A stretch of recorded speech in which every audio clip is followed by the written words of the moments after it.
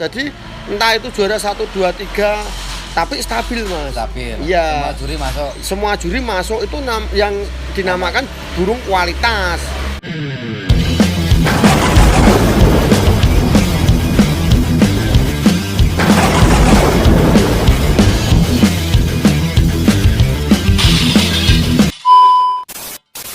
Dulu ya awal mulanya saya dapat orang Pontianak sini. Ini istri orang Pontianak. Terus kebetulan istri saya lagi mengandung. Di Pati sana kan keluarga saya kan pada sibuk semua, jadi nggak sempat bantu gitulah.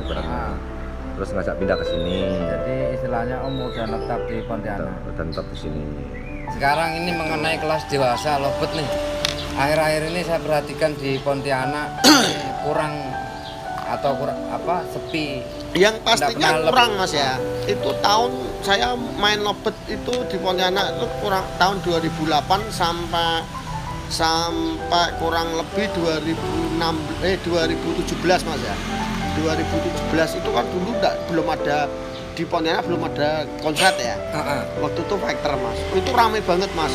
Loh, saya pernah ya mas ya merebut juara lobet itu juara 1 waktu itu 6 juta pernah mas.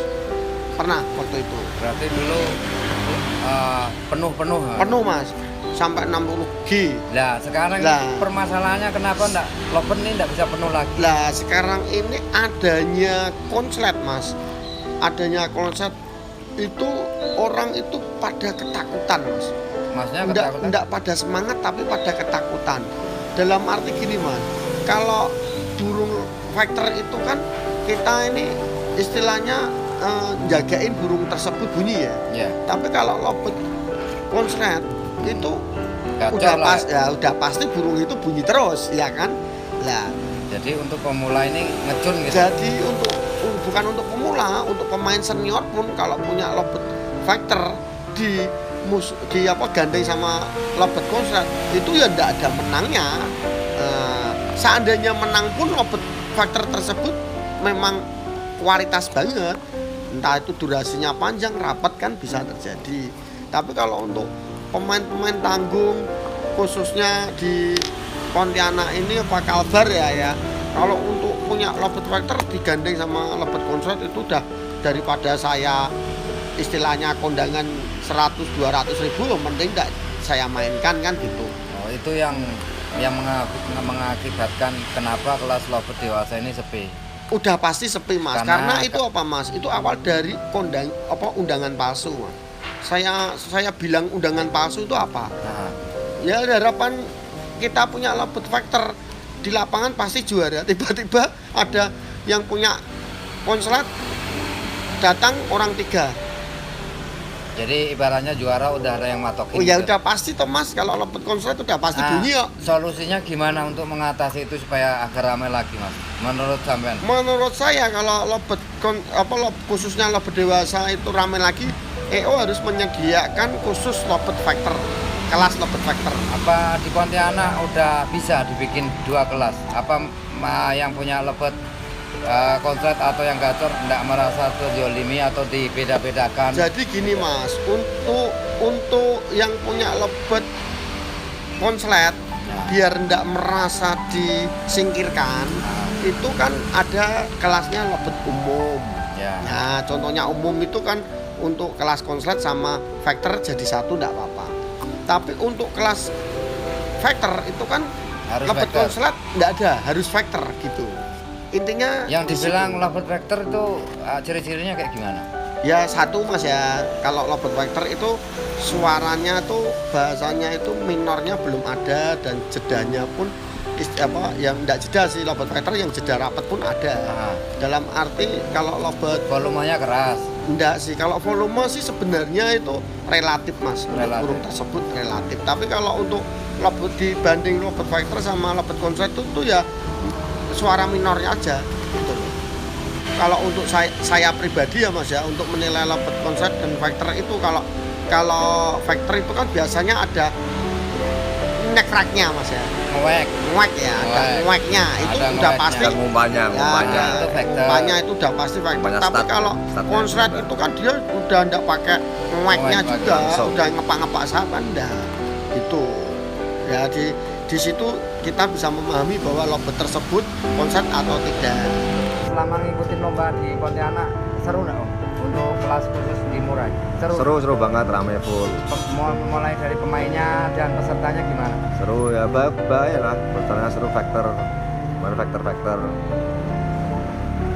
Lawannya berat-berat nggak Om? Di Pontianak?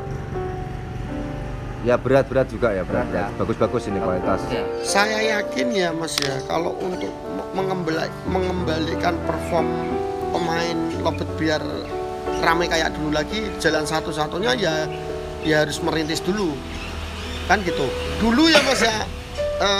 Tapi kan di Pontianak lobet konslet atau lobet gacor kan belum banyak Mas. Lah Nanti yang punya lobet tersebut kan pasti akan merasa kenapa harus beda-bedakan. Lah sekarang kalau kita Nah. nuruti yang punya konslet itu makin sepi Mas, nggak makin rame kan gitu. Ya begitu juga saya punya lobet konslet 2 mau aku bawa ke sini di Jawa posisinya itu pun ya percuma Mas, pesertanya nggak rame kan, percuma juga kan. Sebenarnya dilema Mas ya. Dilema ya, tapi Dilema. kalau menurut saya pribadi, saya juga punya lobet konslet dan punya lobet konslet. Jadi untuk menurut saya pribadi itu kedepannya ya Mas ya, alangkah baiknya ya semua biar pemain rame itu ya kita harus harus buka perform baru, buka kelas perform baru dalam arti kayak kelas lobet fighter. Saya waktu itu main burung ciblek Mas. Ciblek, Zaman saya masih SMP itu Mas. ciblek.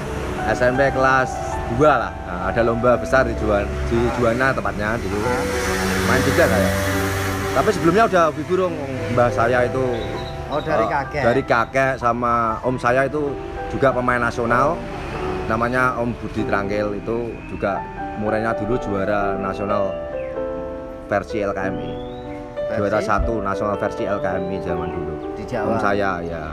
Usaha ini baru 2 bulan. Baru 2 Baru. bulan. Tak apa, yang Merintis. penting konsisten Om. Siap, amin. Dan Mas. melayani customer dengan baik. Nah, siap. Insya Allah lah banyak rezeki. Amin Mas. Makasih doanya. Untuk ya pemain menengah ke bawah ya Mas ya. Kalau untuk beli lobet konslet Mas, itu Mas ya, itu ya kita ini juga perlu memahami mereka Mas ya. Nggak mampu Mas. Ya kalau yang punya uang, kalau yang nggak punya uang kan nggak mampu. Sekarang lobet konslet sekarang tuh harganya ya setidaknya kurang lebih 30 juta. Itu udah di depan mata. Tapi kalau kita untuk beli lobet fighter Mas, harga 300-100 ribu aja ada, tinggal perawatan kan gitu Mas. Iya. Lah di sisi lain Mas, orang untuk menyemangatkan pemain biar lobet tersebut rame, yaitu beli harga murah nanti biar mereka rawat gimana caranya juara. Ya itu lobet fighter itu tadi, kembali ke lobet fighter lagi. Kayak di Jawa kan, di Semarang contohnya Mas, contohnya di Semarang Mas, sekarang cari untuk kelas lobet konslet Mas, susahnya minta ampun Mas. Iya. Ya adanya banyak fighternya, lo bener Mas. Kelas vektor sama kelas rotasi Iya, di Semarang. iya Mas. Saya aja terkadang jengkel Mas, punya pikiran juga ya Mas ya. Saya punya lobet konslet tapi kok apa ya? Untuk juara nasional aja kalau dibilang mampu. Nah, Jadi gini Mas ya perlu kita pahami Ya. untuk kelas PAUD ya atau balibu ya, yang balibu. Mas bilang tadi ya. ya. Kalau menurut saya lobet PAUD itu tuh Mas idealnya itu umur 5 bulan. 5 bulan 5 ke bawah. bulan, 5 bulan ke bawah. Itu pun harus ada pengecekan dari pihak EO. Nah, betul untuk juga. menghindari adanya orang yang tidak jujur ya, yang curang, yang ada memang oknum juga kan, dan ya itu harus dipahami juga. Setidaknya Ya. kalau ada yang pada pengecekan itu setidaknya itu untuk mengurangi resiko kecurangan. Dan Itu nomor 1. ada tim pengecekan dan Iya. yang ibaratnya yang didis atau yang tidak layak harus legowo Mas. Legowo itu pasti Mas. Itu untuk Iya. ibaratnya semuanya untuk perkembangan kecamatan Ya, yang berarti ada kan di sini. sebelum main burung, sebelum digantangan itu kan udah ada aturannya Mas. Ah. Aturannya gini, oh ini ada pengecekan. Nah, kalau memang merasa burungnya itu udah ndak layak digantang atau udah umur, ya udah ndak usah digantangkan, tiket kembalikan. Atau dia masih ragu, boleh suruh ngecek dulu sebelum digantang. Betul, itu pas. Pendet dan kenari. Dulu sama Mas, belum main pendet, main kenari dulu Mas. Ciblet terus kenari. Di Pontianak ini kenari udah hampir peminatnya berkurang. Apa mungkin kalau menurut saya ya, kalau kenari kan pakemnya Mas. Pakemnya kenapa? Pakemnya itu kayak ngering sekali dan nggak bisa. Itu mungkin gara-gara itu ya mungkin nggak bisa. Yang benar itu gimana? Kalau zaman dulu sama kenari ya cari ya memang kualitas memang bukan kesalahan. Kalau salah kan banyak, semakin berkembang kan mungkin memudahkan juri untuk untuk nilai lah. Ya, harapan saya untuk EO yang baik hati dan tidak sombong. Ya. Yang saya harap untuk pelayanan Kicomania khususnya di Pontianak dan Kalimantan Barat. Pengecekan. Ada tim pengecekan, tidak perlu banyak sih, cuman 2 aja cukup. Ya, 2 aja cukup. Pengecekan ya dari pihak yang udah ahli ya lah ya. Ibaratnya ada ketegasan itu semua dari EO untuk kemajuan Kicomania, khususnya Lobet Mania. Iya, pemain untung, EO pun untung. Peternak juga peternak juga untung. Insya Allah kedepannya itu makin bagus langkahnya. Di situ aja yang saya harapkan. Ini ada Raja Gacor. Itu produksi Raja Company. Raja. Ini por yang lagi laris ini di sini ya. Penggemarnya lagi banyak ini for 86 Raja ini. Raja. Kalau dulu ya Mas ya, waktu dulu itu saya jual lobet belum punya aja laku 2 juta 3 juta Mas. Tahun 2009 Mas. Dulu ya. lobet mahal ya. Mahal Mas. Sekarang harganya kenapa? Sekarang lobet narik 1 menit Mas, saya tawarkan orang 2 juta itu ada yang susah bayar Mas. Diutang iya. Oh iya. Ini maksimum, ini produksi maksimum dari Jawa juga.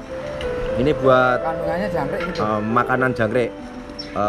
Proteinnya lebih tinggi. Oh, ini bukan untuk burung, tapi untuk jangkrik. Untuk jangkrik. Supaya jangkrik konsumsi ini biar sehat, nanti dimakan burungnya kan sehat. Kita kan nggak tahu sebelum konsumsi ini kan jangkrik makan apa. Misal kotor-kotoran kita nggak tahu.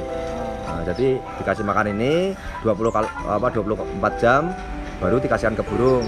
Kualitas ya saya bicarakan tadi, entah itu juara 1, 2, 3, 4, 5 ya. Intinya masuk 5 besar itu dalam tiap minggu antar EO dan antar juri masuk terus itu udah burung itu saya anggap burung kualitas. Intinya di situ. Iya, entah itu lobet, pleci, semua burung lah Mas ya. Murai, kacer, cak ijo.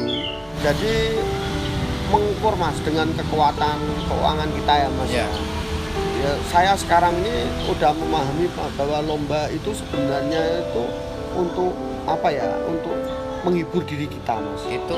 Iya. Kalau sampai sekarang ini ya Mas ya, kalau di Jawa loh ya, yang bawa nama Pontianak itu kan Pak Chandra ya. Chandra Pontianak, pemain lama itu. Itu teman baik saya. Sekarang tinggal di Jakarta. Itu apapun yang terjadi, Pak Chandra itu sampai sekarang pun ya namanya pun Chandra Pontianak. Padahal sebenarnya nggak asli Pontianak. Malahan istrinya orang sini. Iya.